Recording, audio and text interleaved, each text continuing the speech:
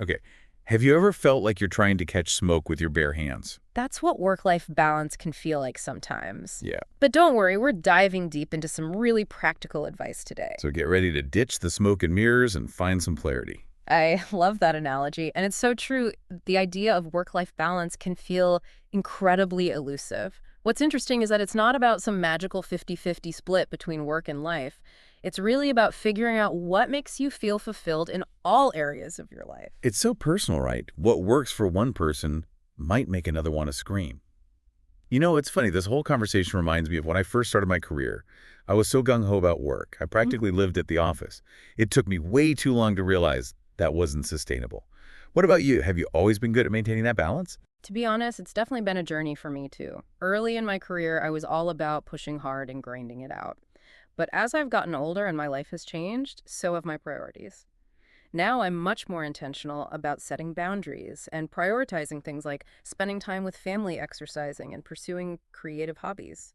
It's like you're constantly adjusting and finding what works at that moment, right? It's not a set it and forget it kind of deal. Yeah. Speaking of finding what works, I'm curious about your thoughts on prioritization. You know, figuring out what really matters to you because we can't do it all as much as we might want to.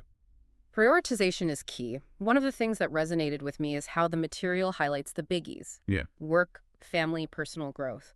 And you know those can look different for everyone. So for you listening, which of those feels most important to focus on right now? For me, knowing what I want to prioritize helps me be more intentional about how I spend my time and energy. Absolutely. But then comes the challenge of actually fitting it all in, right? Like, I know I need to prioritize exercise, but finding the time feels impossible some days. Have you found any strategies that work for you? Well, one technique that's helped me tremendously is time blocking. It sounds simple, but it's amazing how much more you can get done when you actually schedule blocks of time for specific tasks. Mm. I literally put it on my calendar, whether it's focused work time, family dinner, even an hour to just relax and read a book. Time blocking. I actually do something similar without even realizing that's what it was called. I have a running joke with my partner that my calendar is color-coded to within an inch of its life. I swear it keeps me sane. And that's the beauty of it, right? You find what works for you and your style. Okay, so we've talked about figuring out your priorities and then actually making time for them. But this is where I struggle. I get so focused on checking things off my to-do list that I forget to take breaks, and then I burn out, and I'm no good to anyone. Have you ever fallen into that trap? Oh, absolutely. And it's so easy to do, especially in our always-on culture. But here's the thing, you can't pour from an empty cup, right? Taking care of yourself is not selfish. It's essential for being able to show up fully in all areas of your life. So true. Do you have any self-care practices that help you stay grounded and prevent burnout? Because I'm always looking for tips. It's so easy to let self-care slip when things get busy.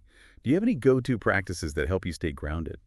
Well, for me, it's the little things that make a big difference. A morning walk to clear my head, taking 5 minutes to just breathe deeply at my desk, even just making sure I'm getting enough sleep, it all adds up. And I'll be honest, there are days when even those small things feel impossible. That's when I remind myself that self-care is not a luxury, it's an investment in my well-being. That's such a good point. And I imagine it's even more important to be mindful of self-care when the lines between work and personal life get blurry. Like when you're working from home, for example. Speaking of which, we can't talk about work-life balance without talking about boundaries. Absolutely. Boundaries are crucial, especially in our hyper-connected world. And it's not just about setting boundaries with work, it's about setting them in all areas of our lives. It's so true. Sometimes the people who are the worst at respecting my boundaries are my family members. Like, oh, you're working from home today. That means you're available to run to the store, right? Oh, I hear you. It's a constant negotiation. But the more we can communicate our needs clearly and consistently, the easier it gets. For me, it's about setting those expectations up front and then sticking to them as much as possible. You know, something that helped me set better boundaries, honestly, was having a dedicated workspace, like a physical separation between work me and not working me, Mm. even though it's all happening in the same apartment. That makes a lot of sense. Having that visual cue can make a big difference in mentally shifting gears. Exactly. And it helps me avoid those situations where, say, I'm on a video call with a client and my cat decides it's the perfect time to stage a dramatic hairball coughing performance right behind me. Not that that's ever happened to me or anything. Oh, the joys of working from home. It's all about embracing the chaos, right? But seriously, it sounds like you found some good strategies for managing those blurred lines. Trial and error, my friend. Trial and error.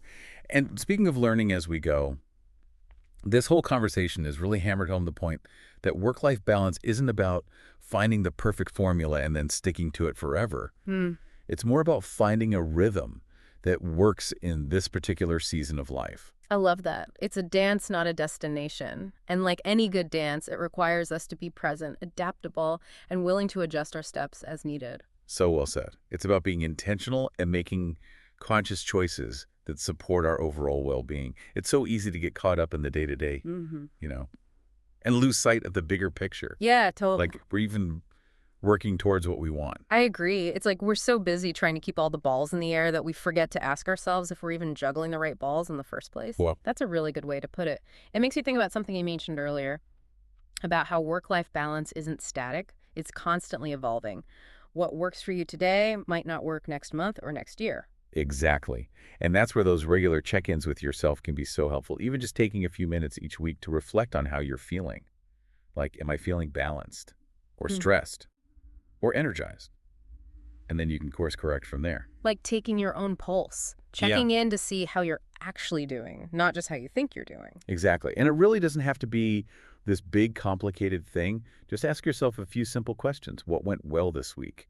What felt off? What can I do differently next week? Yeah, I love that. It's definitely a more approachable way to stay on top of things, without getting overwhelmed by it all. I think that's a great takeaway for our listeners, finding those little ways to tweak and adjust to create a more balanced life. It's a journey, Right. not a destination.